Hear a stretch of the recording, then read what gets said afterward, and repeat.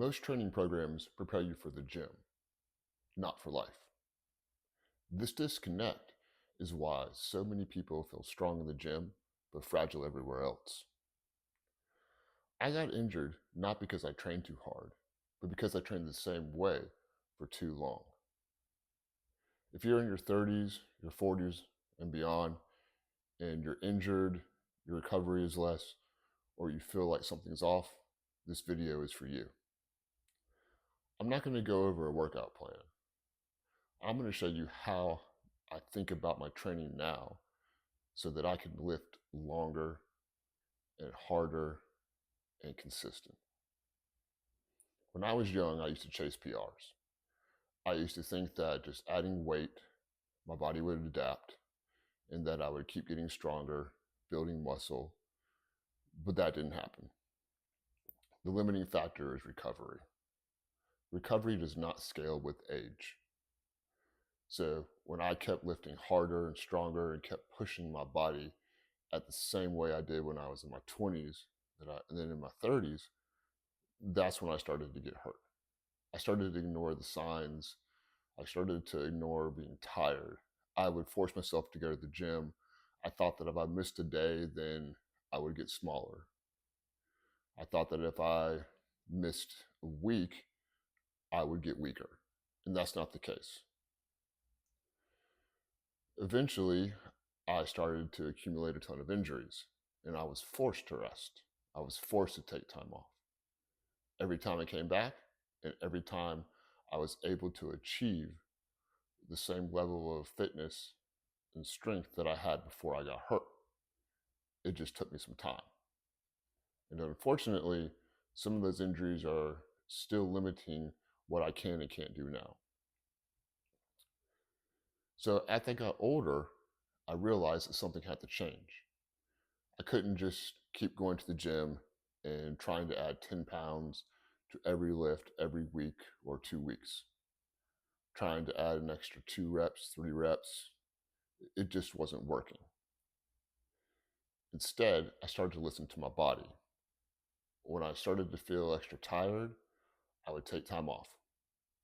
If I could tell that something was inflamed, like my shoulder or my bicep tendon, I would switch up the exercises. The biggest thing for me, though, was I started incorporating movement patterns. When I started incorporating movement patterns, I could definitely feel the transition from being strong in the gym to being strong in real life. The biggest thing that made me want to change my training was the birth of my son. I quickly realized that I needed to be more athletic like I used to be when I was younger, and I needed to be able to take care of him and my family outside of the gym. That's when I first started to change the way I was training and started to then focus on things that would translate to real life. One of the big things that I found now is I'm not always trying to get stronger. I still lift hard, I just lift smarter. If I can't do a certain weight for a certain amount of sets, that's okay. What's important to me is that I don't decline, I don't go backwards. It's more about maintaining the strength you have once you get into your 40s than it is about getting stronger. And if you focus on your training and you focus on being able to recover and get to the gym consistently, that's what's going to prepare you for real life. And it's also going to take care of everything else. You're going to be healthier, you're going to be stronger, you're going to look better, you're going to feel better. And that's the key. A lot of times people ask me, what they can do to lose weight. Number one thing you can do is be consistent, work out. And you can't work out if you're hurt. And that's the problem with the old way and old mentality that I used to have about training. So now I structure my workouts primarily around uh, strength, hypertrophy, movement, and conditioning. And I try to incorporate all of those in every single workout. I'm not going to hit every single movement pattern, but I'm definitely going to do some strength training, hypertrophy training. I'm going to do some kind of movement pattern for that day, and I'm definitely doing conditioning. Conditioning kind of takes care of itself. I take care of conditioning by resting less between my sets and also by doing fun stuff like boxing, running, jump rope, or something afterwards. Now, if I'm completely beat from a workout, I'll probably skip my cardio that day, and that's fine. And I can do that because my cardio is built in into how I work out. If you're familiar with the 5 zones of your heart rate, I stay in zone 2, 3 the whole time that I'm lifting weights.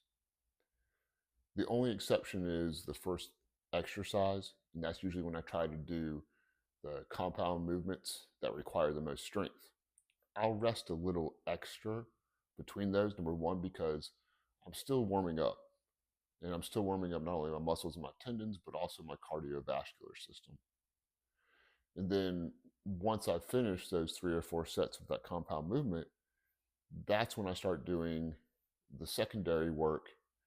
And that's when I start reducing the amount of rest time. And sometimes I'll rest only 45 seconds. You know, my rule of thumb for me is that, whenever I'm recovered enough cardiovascular wise to go again, I go again. And the more that I do this, the better that my conditioning gets, the lower my resting heart rate gets, and the higher that my heart rate variable gets. If you like this type of thinking about training, subscribe here. If you're in your 30s, 40s, and beyond, and you feel that you're not recovering as well, you're tired, you feel that something is off, you're in the right place.